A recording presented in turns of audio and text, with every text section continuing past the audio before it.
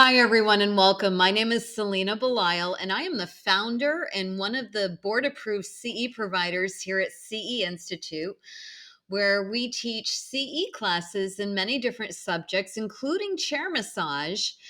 And we teach to the Florida Board of Nursing, Board of Massage, Board of Cosmetology, as well as board approved NCB TMB hours. And we have many other different types of professions taking our training as well, such as acupuncturist, physical and occupational therapist, and more. And you are all welcome. The one trending theme that we have here is that we do want you to be some type of licensed healthcare professional if you want to practice hands-on body work.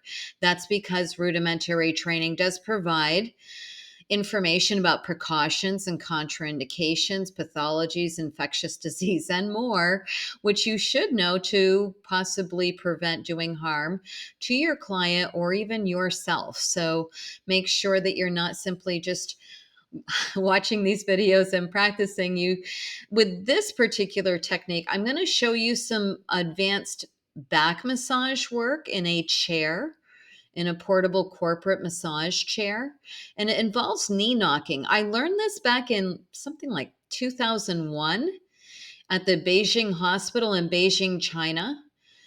And I'm all about doing the best body mechanics possible to save my own body and work as long as possible. And when we're working the low back and the hips for clients in chair massage, I don't necessarily want to get on my knees all the time. I'm going to show you how to use my knees, specifically my patella, to press into the gluteal tissue of the client's hips during this instructor demonstration. Now, hopefully, you've already taken some chair massage training. This will supplement pre existing chair massage training. It's not going to replace chair massage training if you haven't had any already. Here are our chair massage courses at ceinstitute.com. And if you scroll down underneath the menu bar, you'll find our social media icons here. Okay, with our YouTube station with more free training like this, our Instagram, Facebook, and Twitter are here that you can follow along, because we do post when we have more free training and more publishings available. And without further ado, let me show you that instructor demonstration of what it looks like to work on the low back in chair massage.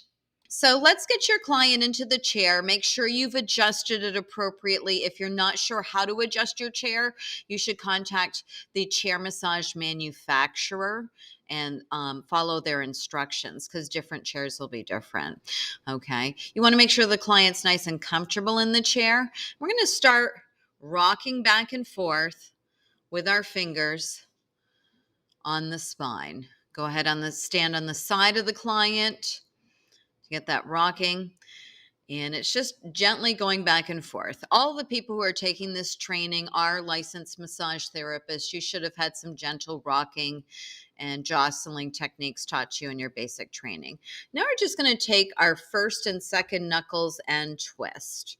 Okay. And we're alternating with our twisting here. So we're going to keep this on the mid to lower back with our twisting, but you can, of course, apply this twisting technique throughout the entire back. Now I'm going to turn around with my back towards a client's back, and I'm going to start leaning in here with a dull elbow, okay? Your dull elbow is just, you would want your fingers towards your face if it was a sharp elbow. This is a dull elbow where my elbow's flexed at a 90-degree angle.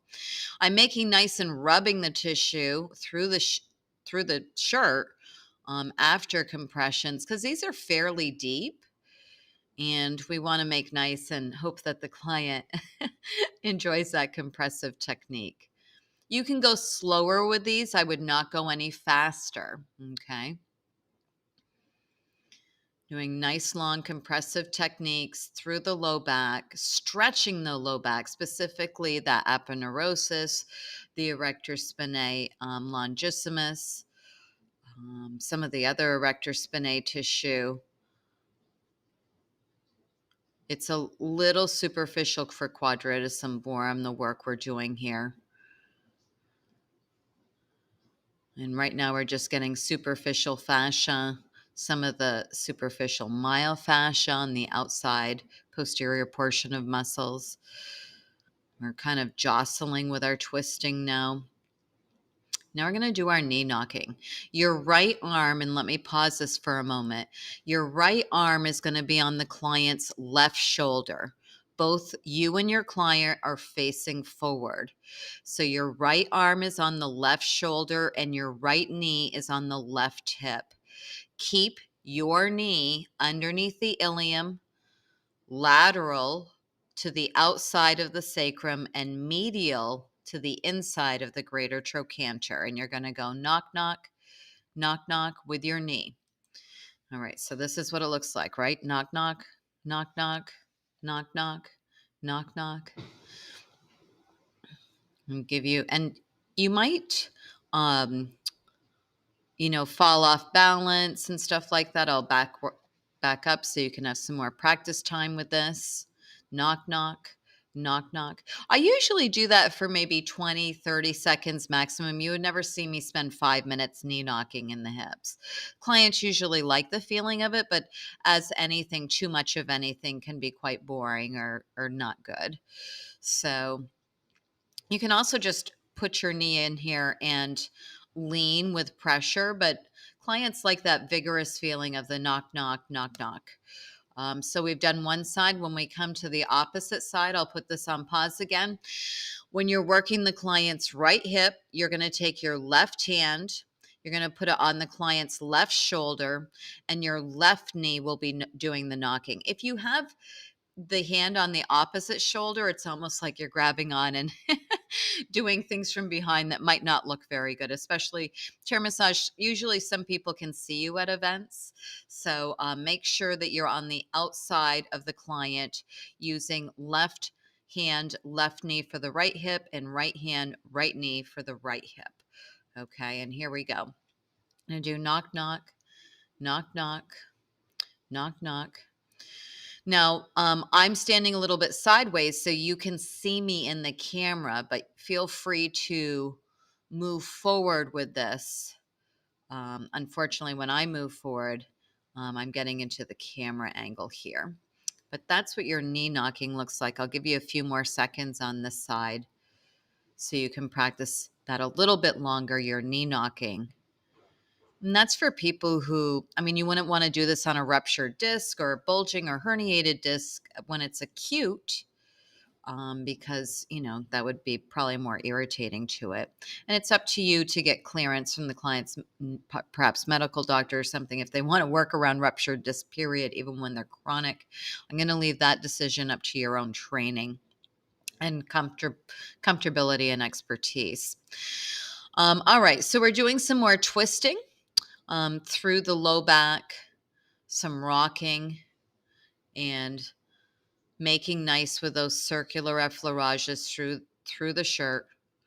Doing some quick compressions with my elbow. This is a huge guy. He's like 6'5" or taller, I forget. So, to just push in here with my fingers, he probably wouldn't even feel it. He did want some deeper work, and this is how you would achieve that deeper work. Of course, you could just squeeze and do some petrissage through the shirt with your hands, but we're showing you some more deep work and more advanced work. Of course, you can apply all of the basic training you had in regular massage school to your chair massage. So we're finishing up here with some compressions with our elbow, twisting.